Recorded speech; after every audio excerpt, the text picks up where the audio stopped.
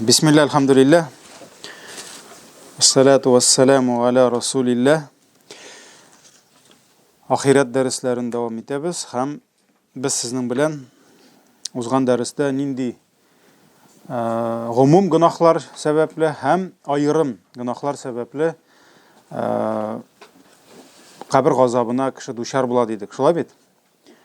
Hem gumumen ettik biz indi gumum günahlara kelgende kişinin dinge jingil qarawı, namazlarına jingil qarawı, ibadetlerine jingil qarawı, Allah Teala'nı iş zikir etmewi, gafillik, sansızlık şeriat meselesinde alar bütünüsü sebep bulup tura dedik. Şulay bit. Hem ayrım günahlarga toqtaldık, namime kişi arasını buzu, gıybet söylöw, bawul, sidik tamşılarından saqlanmaw, yani tiyişinçe istinja qılıp yürmew. Şulay yok.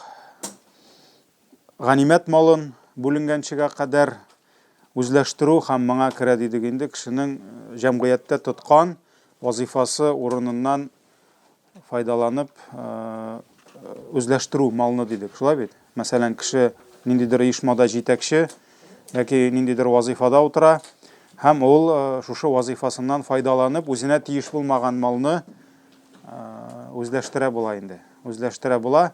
Mına bu narsalar şulay kabir gazabına sebep dedik. Hem uzun hadis okudık.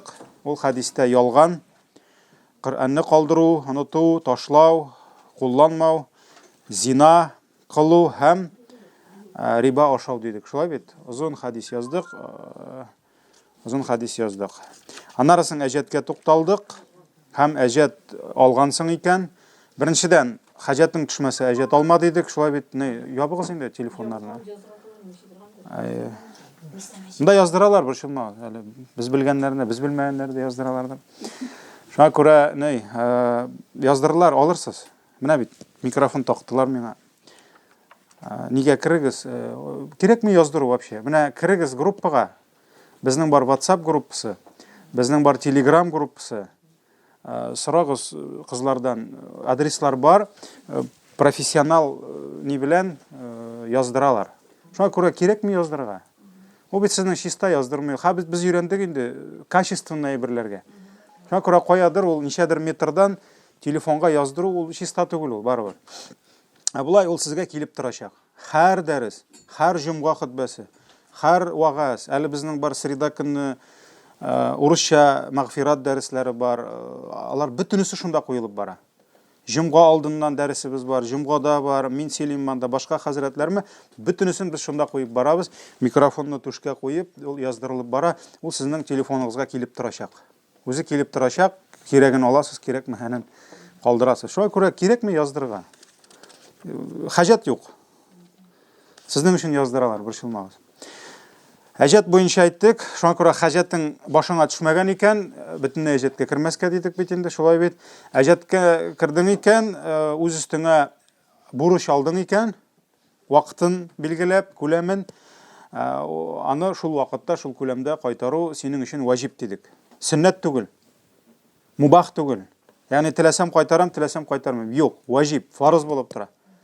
Hem sen eğer de şu bilgilengen vakitka hem bilgili kulemde akşam kaytarmışsın iken demek sen anın hesabına, ol anın akşası sen anın hesabına yaşaysın bulup çıkar. Şuna göre kişinin anda keyif safa kırıp yürüyü kayadır, nindidir seyahat etüleri, özüne nindidir kiyim alıları hatta haram bulurga mümkün. Çünkü anın anda jeti var. Şulay bitindi. Anın anda jeti var. Şuna göre bu aybirge bik ihtibarlı var ki, hajga da barıga yaramay, gımrak kılırga da yaramay, anda kimdir avuz açtırıp yürüy, maşallah, qaralı nindi yaxşı kişi bu deyler, kimdir meşit salıp yürüy. Hamında köp kişiге jeti var. Kerek mi senin meşit salıuңda, kerek mi senin hoş kılууңda, kerek mi senin Allah'a gımrak kılууңda, çünkü senin üstünde buruş bulup tura. Şuna göre ayttık, hatta kimgedir buruşun var iken, seferge, hoş seferine mi, gımraga mı, bik katı barasın kilse de, ol hocadan ruhsat sırap barasın. Şulay bit. Çünkü sen hakına kiresin.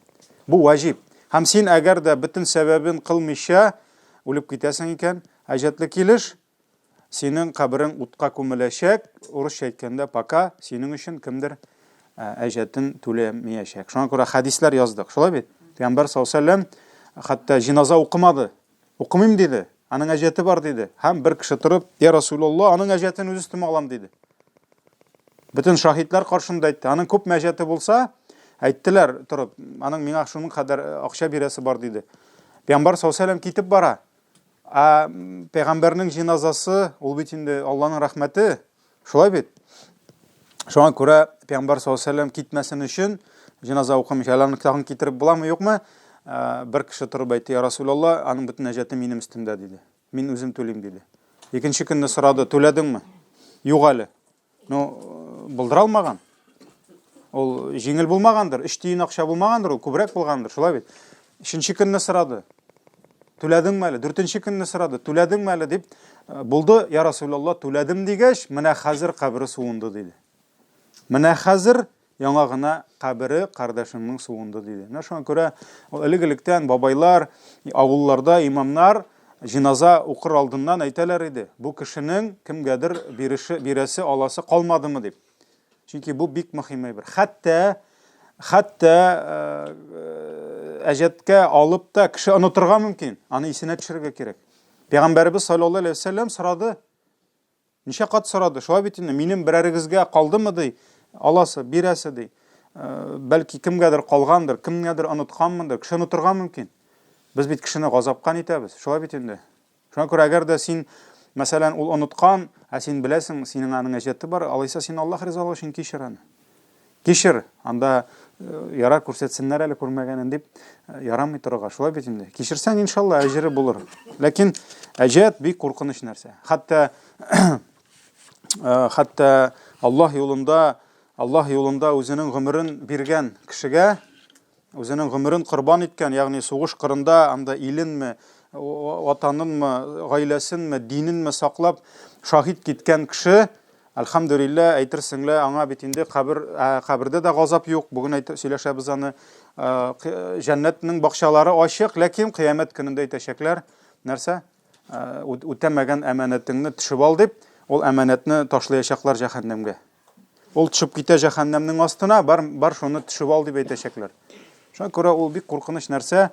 Аны инде өстеннән төшерергә кирәк, чистартырга кирәк, ул әйбердән котылырга кирәк. Алга таба бер сәбәп калды инде безнең махсус, ягъни айрым гынах, аның сәбәпле кешегә кабердә газап була дидек. Ул туганнарының, ягъни кеше үлгәч, аның туганнарының кычкырып елаулары. Кеше үлгәч, аның туганнарының кычкырып елаулары.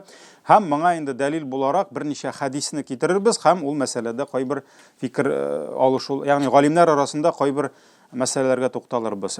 Гомар ибн Хаттаб радиллаһу анһу намазда вакытта беләбез, мунафиq намазда басып торган 200 бәндә арттан килеп аңа пичак белән кадады. Шулай бит инде. Аңа пичак белән кадады һәм Гомар ибн Хаттабны алып кайттылар. Әлбәттә, аның инде бу ярасы аның әҗәленә сәбәп булыр дип инде аңладылар һәм бу инде әлбәттә аның якыннары өчен дә, гомумән ислам өммәте өчен зур сынау булды, авыр булды, шулай бит, чөнки Гомарның тоткан урыны, аның бит инде мөселманнарга тормышында булган файдасы әлбәттә шиксез иде. Һәм Гомар ибн Хаттаб инде менә шушылай яраланып ятканда, аның янына килеп керә Сухайб, һәм ул инде елап, "Эй кардәшем минем, эй достым минем" дип кычкыра инде. Аны күргәч инде шундый хәлдә. Шуннан соң Гомар ибн Хаттаб: "Эй Сухайб, син әле ишетмәдеңме ди Аллаһның илчесе нәрсә әйткәнне" ди. Менә уйлап карагыз, кешегә пичак белән кадаганнар. Шулай бит инде. Һәм ул ята үлергә, һәм аның дусты ишетеп йөгереп килгән, кычкыра: "Эй Гомар, эй достым" ди. Нәрсә булды сиңа ди? Бу шунда дагын пәйгамбәребезнең хәдисен уйлый. "Эй Сухайб, ишетмәдеңме син ди? Аллаһ Тәгаләнең илчесе әйтте бит ди. Дөреслектә мәетне, ягъни үлгән кешене кабердә газапка тотарлар, аның туганнары кычкырып елаган өчен ди. Туганнары кычкырып елаган өчен ди." Бу Имам Бухари җыентыгында килә. Менә бу инде Гомар ибн Хаттабтан риваят кылынган хадис. Шулай бит. Демәк, Пәйгамбәр саллаллаһу алейһи ва сәллям әйткән, әгәр дә мәйтнең туганнары кычкырып еласалар, моның сәбәпле шушы мәйеткә кабердә газап булачак. Ләкин менә бу мәсьәләдә галимнәр бу хадис белән генә шикләнеп, моның белән килешеп бетмәделәр. Чөнки, мәсәлән, Гайша радиллаһу анха, Пәйгамбәр саллаллаһу алейһи ва сәллямнең хатыны, пәйгамбәребездән соң калды, күпме гыйлем җиткерде. Ул бу хадис белән килешмәде. Аллаһның илчесе булай дип әйтмәде диде. Шуңа күрә монда бераз гына бар каршылыклар. Ни өчен? Чөнки беләбез Коръәни Кәримдә Аллаһ Тәгалә нәрсә ди? Бер җан иясенең гынахасы өчен икенче җан иясе җавап бирми. Мәйет гаеплеме аның туганнары кычкырып елаганга? Юк. Менә шуңа күрә монда галимнәр арасында бераз бәхәс бар. Чыннан да буламы газап, әгәр дә туганнары кычкырып еласа, юкмы? Менә монда төрле галимнәр төрлечә әйтә. Чөнки хадис бар Бухарида. Нишләргә аны, кая куярга? Шуңа күрә галимнәр инде төрле карашларга, төрле фикерләр әйттеләр, төрле хадисләргә таяндылар. Чөнки бар аят: "Вала тазиру вазиратан визра ухра". Бер җан иясе кылган гынахны өчен икенчесе җавап бирми. Шулай бит, кем гынахны кылган, шул җавап бирә. Менә монда инде шуңа күрә галимнәр әйттеләр, бу нәрсәдән килә? Җахилият заманында, ягъни исламга кадәр, ислам мәгърифәтеннән, иман тәрбиясеннән ерак булган заманда гарәпләрдә шундый гадәт бар иде. Мәйет үлгәч, янәсе бу үлгән кешегә булган мәхәббәтләрен күрсәтү өчен алар аның җиназасында кычкырып еларга тиеш. Бигрәк тә хатыны кычкырып еларга тиеш, киемнәрен йырта.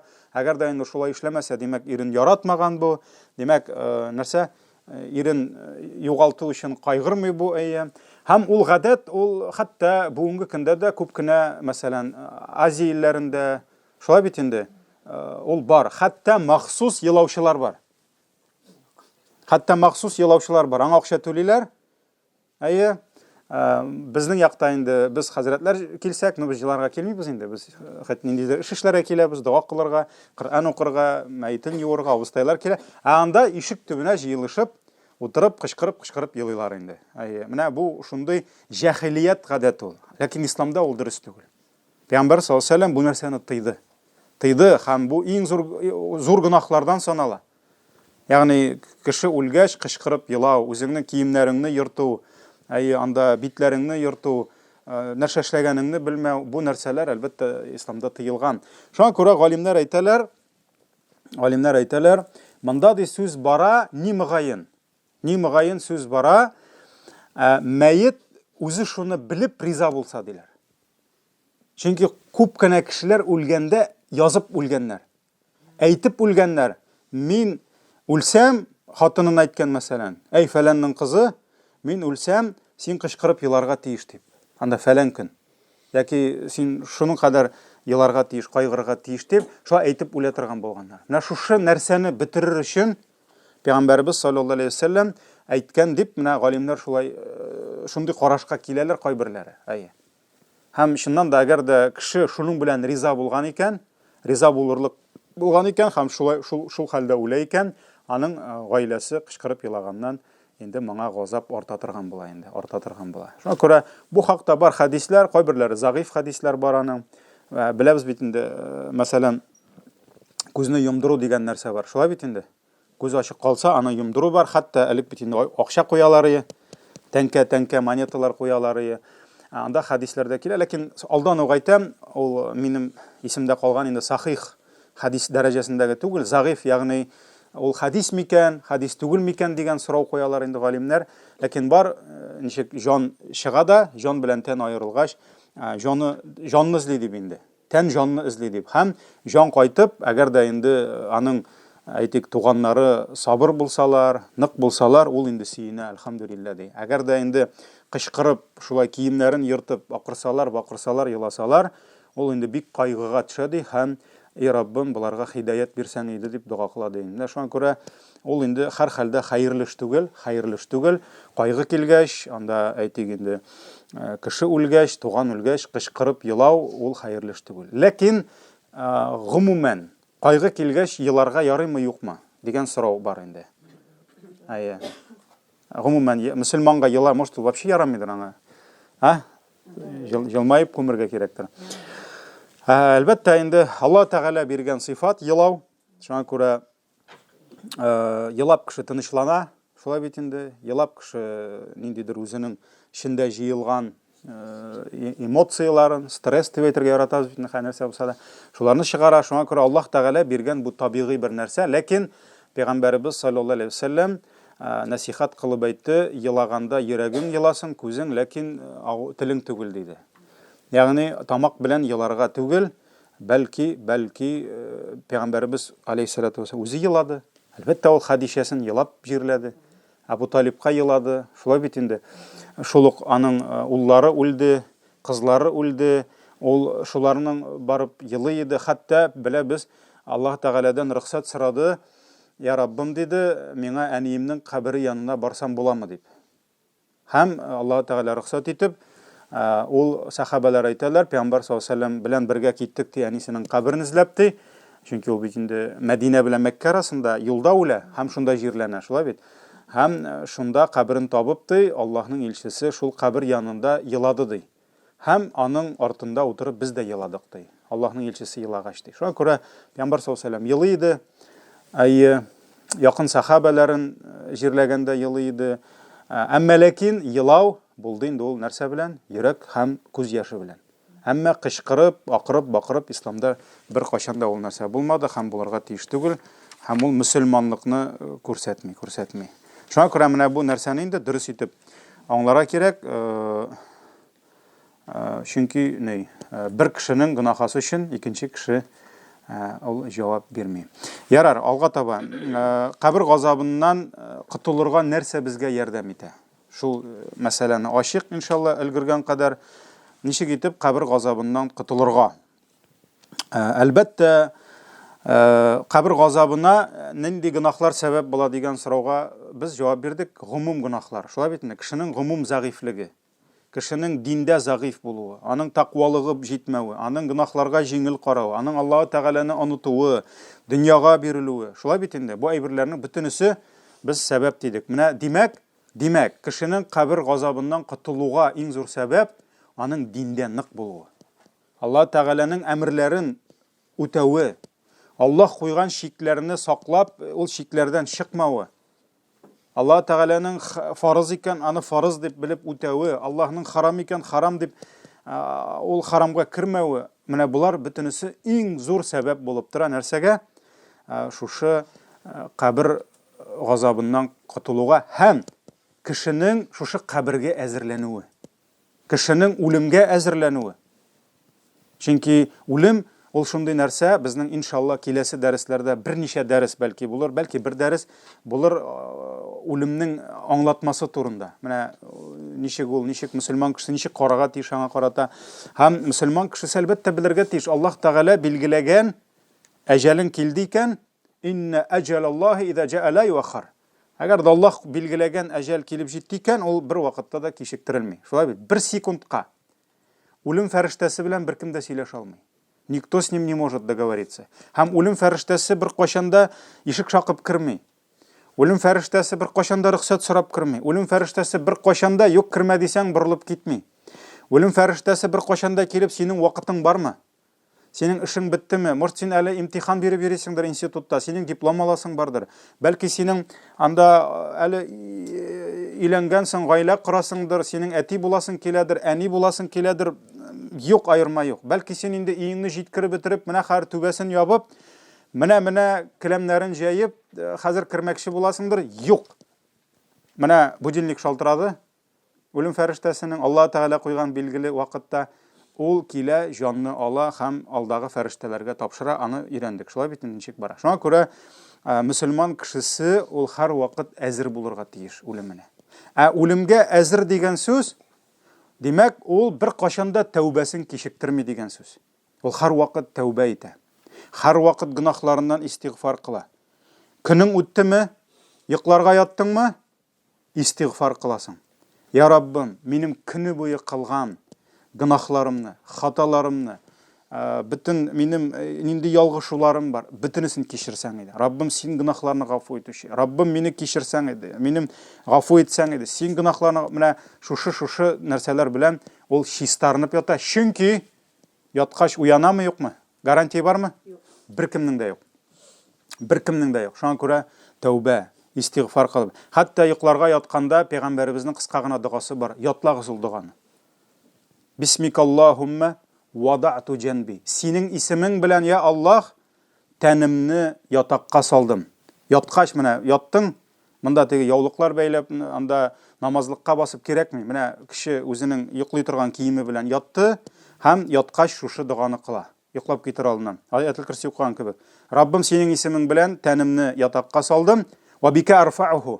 Һәм синең исемең белән синең өчен күтәрермен, иншаллах. Ниятләдең, иртәгә синең өчен уянам. Шулай бит инде. Аллаһумма ин амсакта нафси. Я Аллаһ, әгәр дә минем җанымны үзеңдә калдырсаң, тотып, фагфир лаху. Раббим гафу ит аны.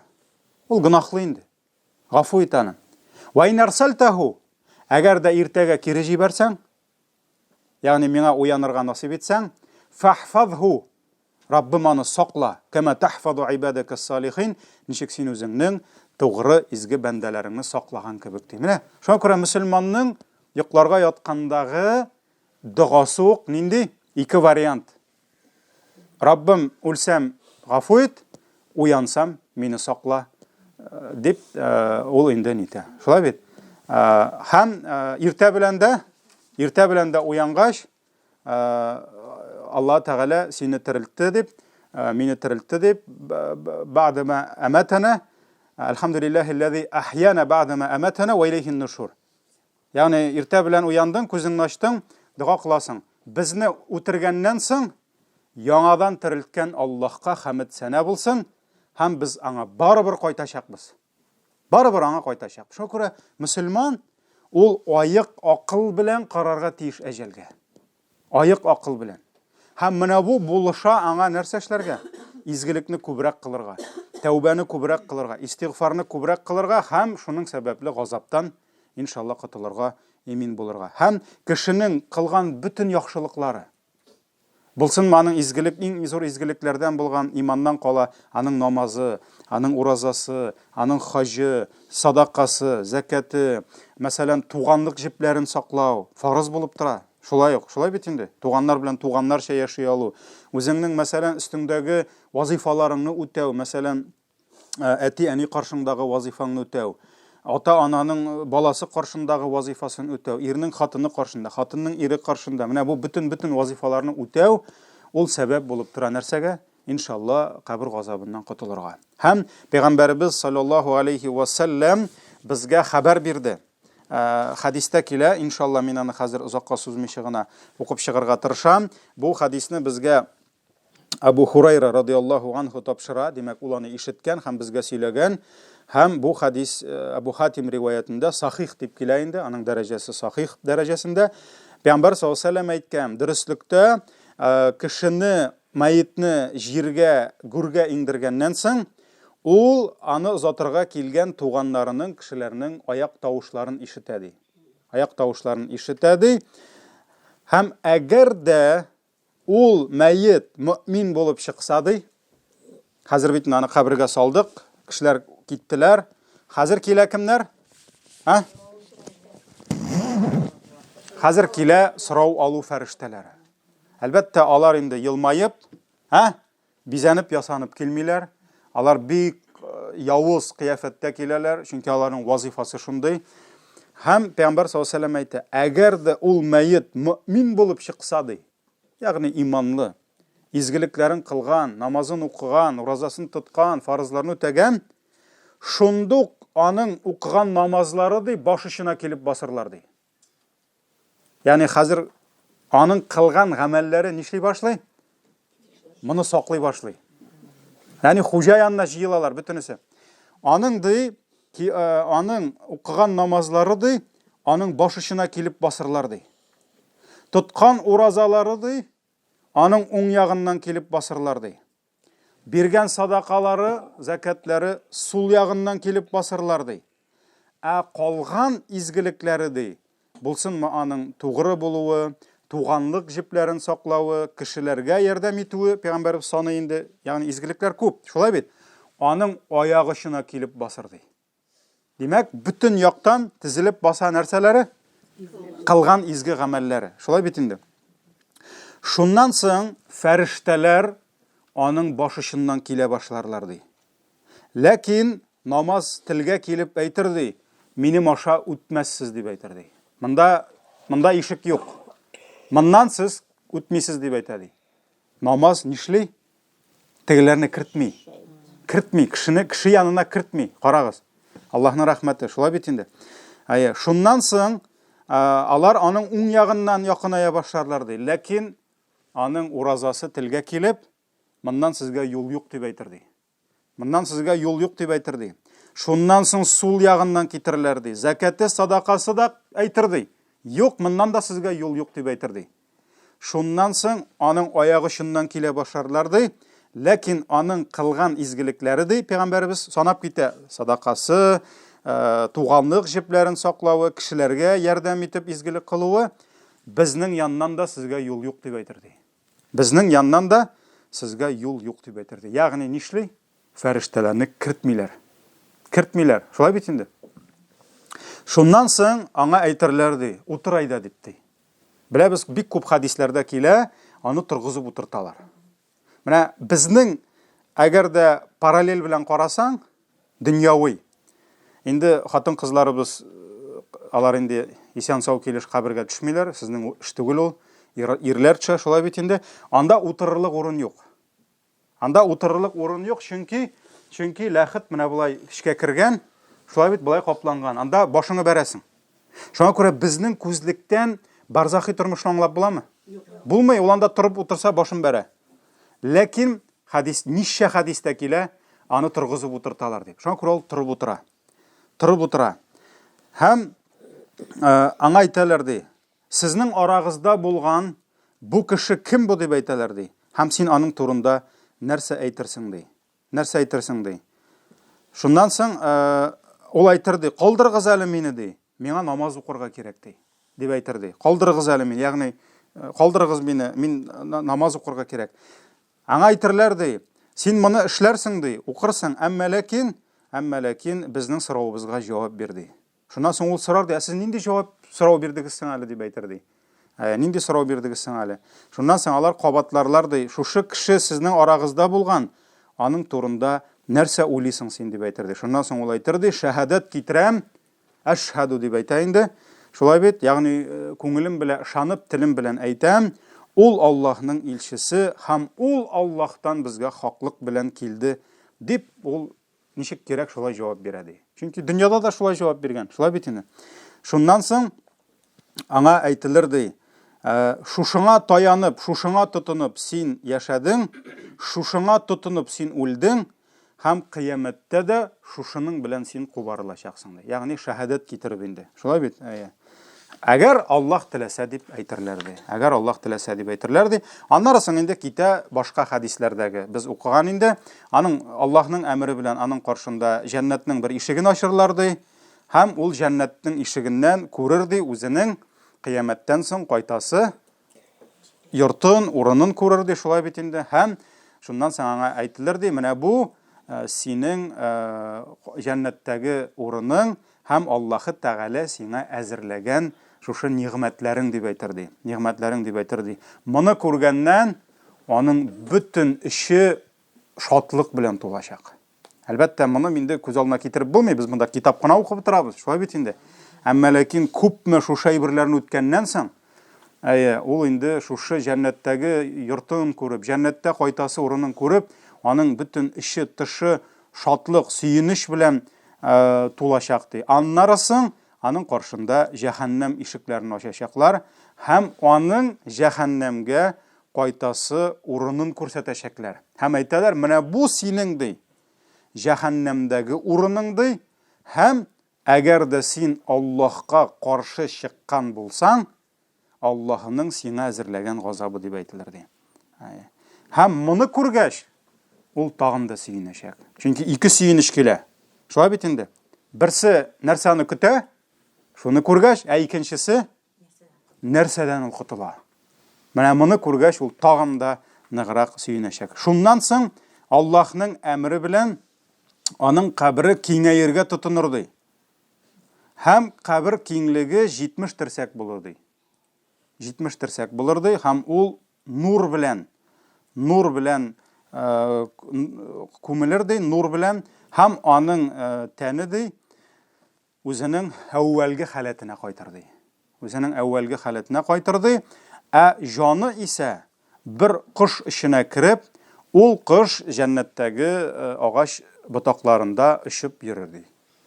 Анда инде берничә ни килә, хәтта дәрәҗә килә, берничә риваят килә, җаннар ничек йөри дип инде. Аның җаны менә килә хәдистә, бу сахих хәдис дип әйтәбез бит, шулай бит. Урысча достоверный дип килә, аның тикшерелгәннән соң чылбыры. Аның жаны ди кош рәвешенә килеп ди, әверелеп, ул шушы кош булып җмах бакчаларында агачларыннан очып йөрер ди. Менә бу булды инде гомум кешенең изгелекләр кылуы. Намазы да, уразасы да, анда хаҗы булсынмы, садакасы булсынмы, бөтенесе җыелып, аның тирәсенә җыелачаклар инде, әгәр дә чыннан да нәрсә кабул була торган булса. Алга таба киттек. Шулай ук тагын бер сәбәп Аллаһы Тәгаләдән дуга кылып сорау. Дуга. Ягъни икенче сәбәп кабер газабыннан ничек котылырга дигәннән, икенчесе дуга. Нинди дуга? Раббым, мине кабер газабыннан сакла дигән дуга. Раббым, мине кабер газабыннан сакла дигән дуга. Шуннан да кабер газабы бик каты булачак. Шуңа күрә, әгәр дә кеше җәһәннәм газабыннан сакла мине дип, каберне оныта икән, ул дөрес түгел. Чөнки кабернең газабы да бик каты булачак. Шуңа күрә Пәйгамбәрбез саллаллаһу алейхи ва саллям намазда да, намаздан тышта, көндезендә, төннә дә Аллаһы Тәгаләгә мөрәҗәгать итеп сораганда, ул җәһәннәм газабыннан гына түгел, кабер газабыннан да сакла дип дуга кыла иде, һәм өммәтен дә шуңа чакыра иде. Өммәтенә дә кабер газабыннан Аллаһы Тәгаләгә сыйыныгыз дип әйтә иде, ягъни ярдәм сорагыз дип әйтә. Һәм Айша радиллаһу анха, Пәйгамбәрбезнең хатыны, шулай бит, аннан сорады кабердәге газап турында. Һәм Пәйгамбәр саллаллаһу алейһи ва саллям әйе диде. Әйе, кабердә газап бар диде. Кабердә газап була диде. Чөнки беренче әле Пәйгамбәр саллаллаһу алейһи ва саллямның пәйгамбәрлеге килгәч, галимнәр әйтәләр, әле кабер газабы турында хәбәр килмәде ди. Ягъни Пәйгамбәрбез саллаллаһу алейхи ва саллямга Аллаһы Тәгаләдән килмәде хәбәр, кабердә газап була дип. Шуңа күрә сөйкле Пәйгамбәрбез кабер газабы турында дуга кылмады. Ягъни сакла мине дип. Һәм кешеләргә дә моны җиткермәде. Ләкин соңыннан Аллаһ Тәгаләдән хәбәр килде. Кабердә газап бар дип Пәйгамбәр саллаллаһу алейхи ва саллям сорый башлады. Кат күп итеп сорый башлады. Һәм Пәйгамбәрбез алейһиссалату ва саллям кабердәге газап ул хакыйкать дип әйтте. Ягъни хаклык диде. Бу Бухари, Муслим риваятларында килә. Һәм сөйкле Пәйгамбәрбезнең бик күп хадисләрендә килә, кабердән сакла, кабер газабыннан сакла дигән дугалары килә. Аңа инде берничәсен генә мин сезгә китерәм аның. Мәсәлән, Айша радиллаһу анха әйтә, мин дә сөйкле Пәйгамбәрбезнең саллаллаһу алейхи ва саллям шундый дугасын ишеттем ди. Я Аллаһ, сакла мине ялкаулыктан дип әйтте ди. Чөнки ялкаулык ул бит инде шир, шулай бит инде афат, ялкаулык кешене дөньясын да алып бардыртмый, ахиратны да. Ул ялкау кеше эшендә эшләми, намазын да укымый, шулай бит инде. Ул ялкау була. Шуңа күрә сакла мине ялкаулыктан, сакла мине гаҗизлектән.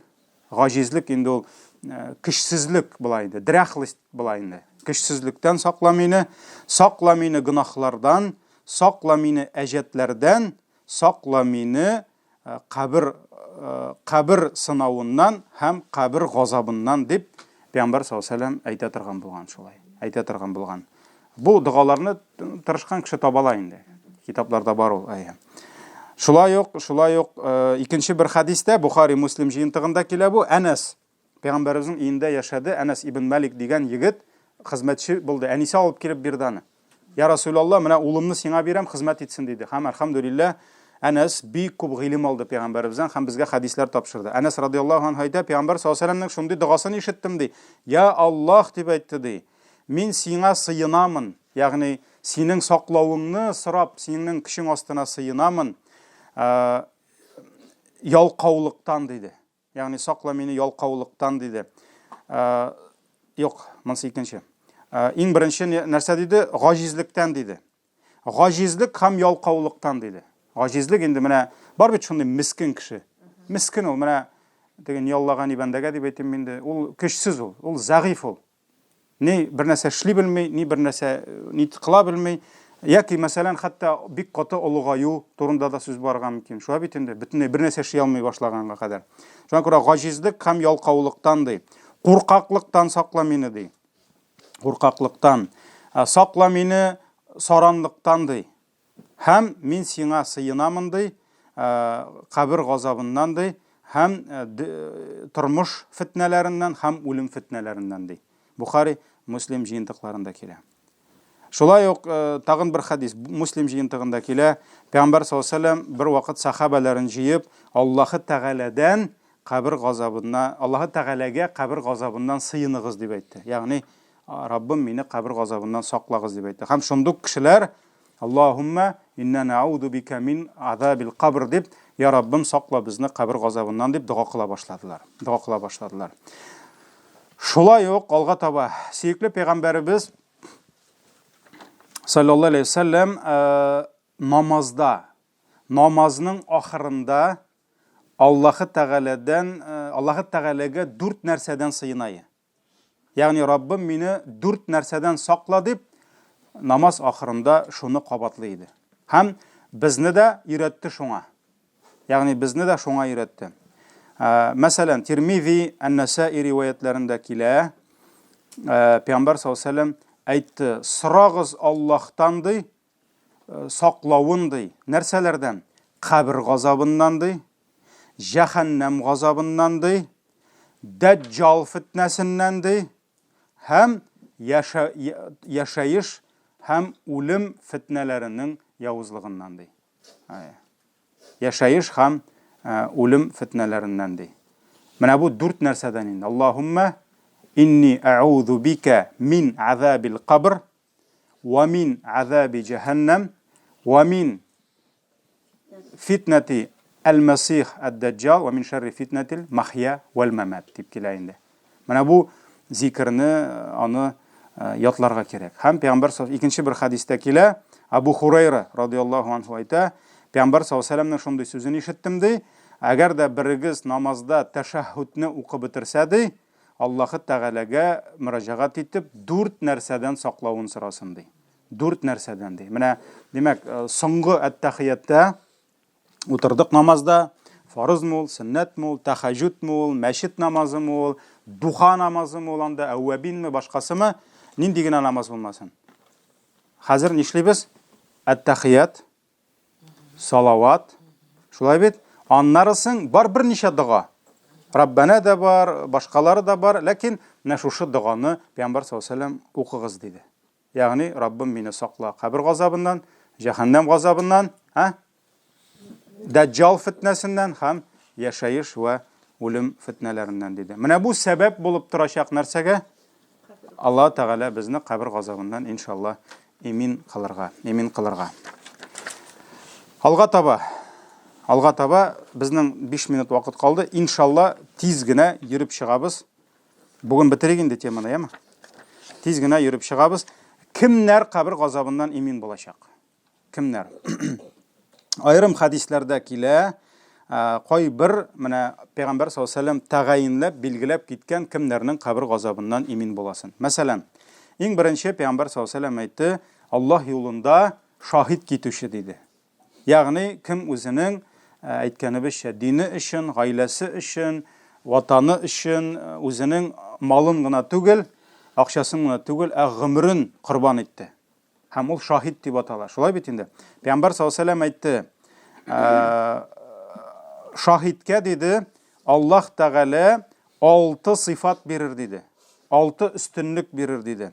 Беренчесе, беренче тамчы каны чыкканчы гынахлары кичерелер ди. Икенчесе, үлгәнче ул үзенең ижмахтагы урынын күрерди. Өченчесе, аңа кабер газабыннан ул имин булырды. Дүртенчесе, кыямәт куркынычыннан котылырды. Кыямәттә куркыныч булмаячак. Алга таба Пәйгамбәр саллаллаһу алейһи ва сәллям әйтте, аның башына кыямәт көнендә таш кидертелерди. Һәм корона индеме? Ул тажның бер генә ташыды, рубин дип килә инде ул, бер генә ташыды, ул бу бүтән дөньядан һәм дөньяда булган бүтән байлыктан кыйммәтле булырды. Бер генә ташыды. Һәм инде алга таба Аллаһ юлында үзенең гомерен биргән өчен, мосын укыйм микән инде? Апалар янда. 72 хур кызы бүләк иттерде Аллаһ Тәгалә. Һәм соңгысы, ул үзенең 70 якын туганына шәфәгать бирерде. 70 якын туганына шәфәгать кылырды. Бу хадис Тирмизи, Ибн Маҗа риваятларында килә. Ләкин монда инде шулай алдан ук сорау бирергә кирәк. Шахид дигәннән, мәсәлән, ул бит инде шахид сүзе соңгы вакытта бик куркыныч, терроризм белән бәйле, теге кемдер, мәсәлән, үзенә гранаталар бәйләп, әгәр дә трамвайга кирип, гаепсез кешеләрне үтерә икән, бу бит инде шахид дигән сүз түгел. Шулай бит. Шуңа күрә шахид булдымы, юкмы, беренчедән Аллаһ белә. Шулай бит, моны Аллаһ кына белә. Без шуңа күрә кемдер изге сугышта үлсә дә, бабайларыбыз үлде бит инде, мәсәлән, без әйтәбез, шахидләрдән булса иде дибез. Аллаһ Тәгалә шахидләрдән кылса. Беренчедән, икенчедән, ул шәргый, Коръан, сөннәт, гыйлемгә нигезләнеп кенә шахид булалар. Кемдер магазинга граната бәйләп, үзен-үзе шартлатканнан, или ниндидер полицейский участкка кирип, үзен-үзе шартлатканнан, ул террорист буламы? Ул шахид буламы? Бу бик зур сорау. Чөнки мин шахид булам да, киремдә шулай булам, ул дөрес түгел. Аның ул яки мәсәлән анда Сириядә игиллар килеп чыктылар, шулай бит инде. Без шахидләр атышабыз да, үләбез дә, ни булабыз дип, шуңа күрә ул шәргый күзлектән. Монда бөтен кеше мин шахид дип булды, шахид булып китте бу дип әйтеп булмый. Бик күп кешеләр, аның шартлары бар, аның бик күп шартлары бар. Шуңа күрә кулына автомат алды да, чыгып урамда Аллаһу акбар дип, кайдыр Франциядә булды бит инде, Европада атып йөрде дә, полицейскийлар атып үтерде. Бу шахид китте. Каян шахид булсын ул? Ул бандит, ул экстремизм, шулай бит, терроризм дип әйтәбез инде. Шуңа күрә монда шахид турында дөрес итеп аңларга кирәк. Икенчесе, Аллаһ юлында саклап үлде. Ягъни шәһәрен сакладымы? Кешеләрне сакладымы? Ул сакта тора иде, дозор дип әйтәбез инде. Пәйгамбәр саллаллаһу алейһи ва сәллям әйтте, Аллаһ юлында ул кабер газабыннан котылыр диде. Кабер газабыннан котылыр диде.